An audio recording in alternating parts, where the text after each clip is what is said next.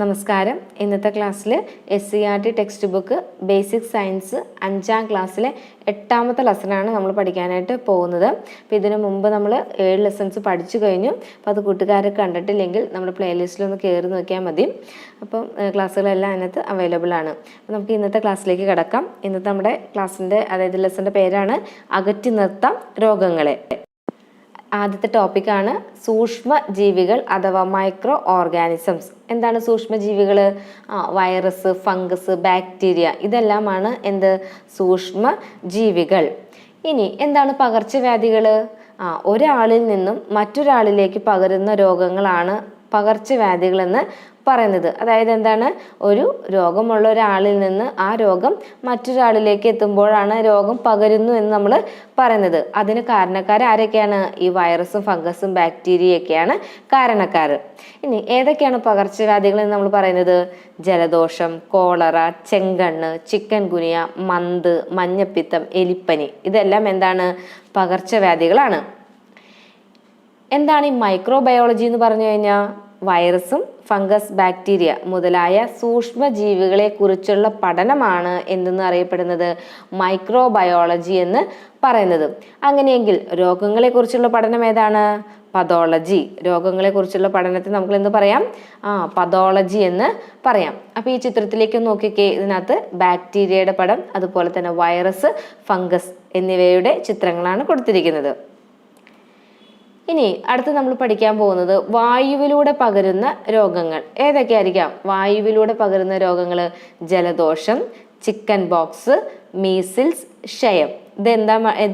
ഈ രോഗങ്ങളെല്ലാം എന്തിലൂടെ പകരുന്നതാണ്?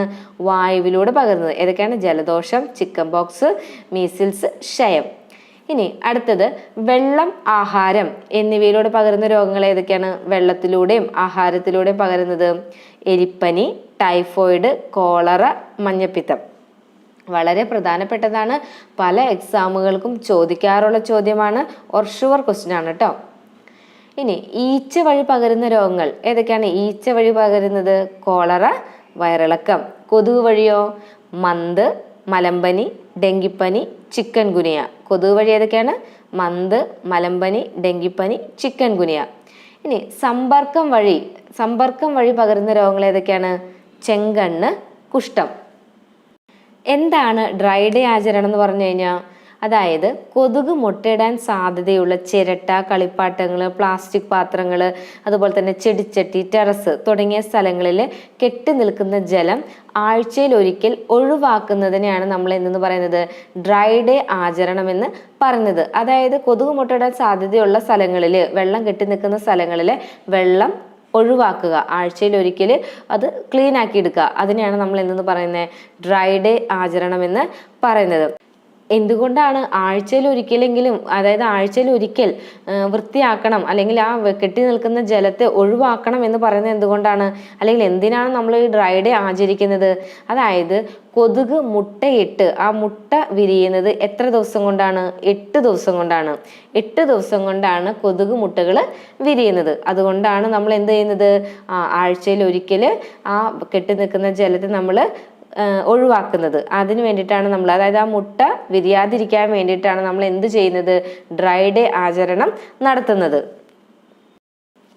ഇനി നമ്മൾ നേരത്തെ പറഞ്ഞു സൂക്ഷ്മജീവികൾ നമുക്ക് ദോഷം മാത്രമാണോ വരുത്തുക? സൂക്ഷ്മജീവികളാണ് രോഗം വരുത്തുന്നതെന്ന് പറഞ്ഞു ഇല്ലേ?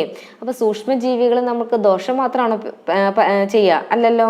സൂക്ഷ്മാണുക്കൾ നമുക്ക് ഒരുപാട് കാര്യങ്ങൾ, പ്രയോജനപരമായ കാര്യങ്ങളും തരുന്നുണ്ട്. എന്തൊക്കെയാണ് അവർ സൂക്ഷ്മജീവികൾ തരുന്ന അല്ലെങ്കിൽ സൂക്ഷ്മജീവികളെ കൊണ്ടുള്ള പ്രയോജനങ്ങൾ എന്തൊക്കെയാണ്?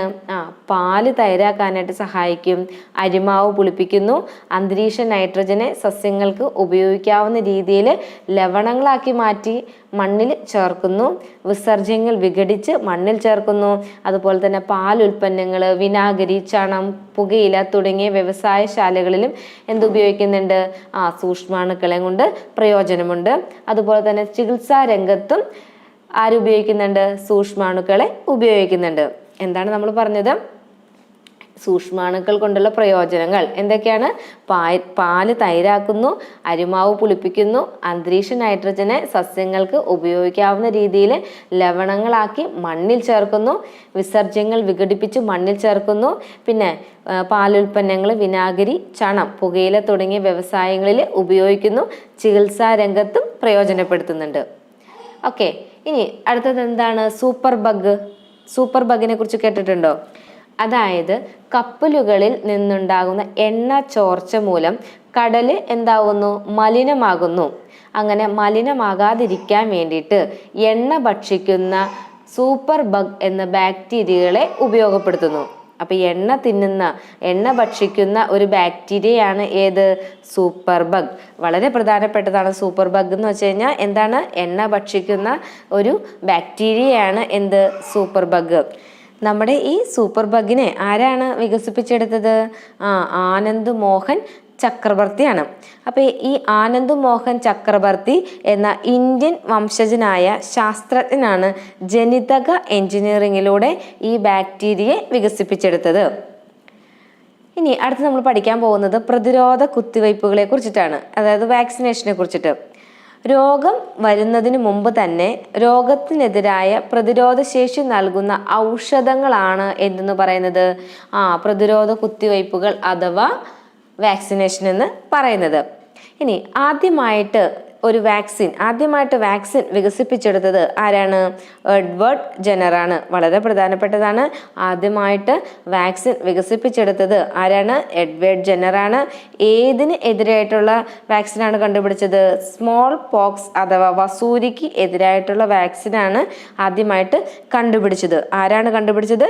Edward Jenner. ഇനി എന്താണ് DPT വാക്സിൻ? DPT വാക്സിൻ എന്ന് പറഞ്ഞാൽ ഡിഫ്തീരിയ, ടെറ്റനസ്, വില്ലൻ ചുമ എന്നിവയ്ക്കെതിരെയുള്ള കുത്തിവയ്പ്പിനെയാണ് നമ്മൾ എന്ന് പറയുന്നത് DPT വാക്സിൻ എന്ന് പറയുന്നത്. ഇതിനെ ട്രിപ്പിൾ വാക്സിൻ എന്നും അറിയപ്പെടുന്നു. ഇനി നമുക്ക് കുറച്ച് പ്രതിരോധ കുത്തിവയ്പ്പുകളെ കുറിച്ചിട്ട് നോക്കാം. വിഷബാധയ്ക്കുള്ള പ്രതിരോധ കുത്തിവയ്പ്പാണ് ഏത്? റാബിസ്, ക്ഷയം BCG, അഞ്ചാമനി മീസിൽസ്, മഞ്ഞപ്പിത്തം hepatitis A, diphtheria, tetanus. Okay, അപ്പോൾ പ്രതിരോധ കുത്തിവയ്പ്പുകൾ ഏതൊക്കെയാണ് എന്ന് ഓർത്തിരിക്കുക. എക്സാമിന് ചോദിക്കാറുള്ളതാണ്. അതുപോലെ തന്നെ ആരാണ് ആദ്യം വാക്സിൻ കണ്ടുപിടിച്ചതെന്നുള്ളതും ഓർത്തിരിക്കുക കേട്ടോ. Okay, thank you.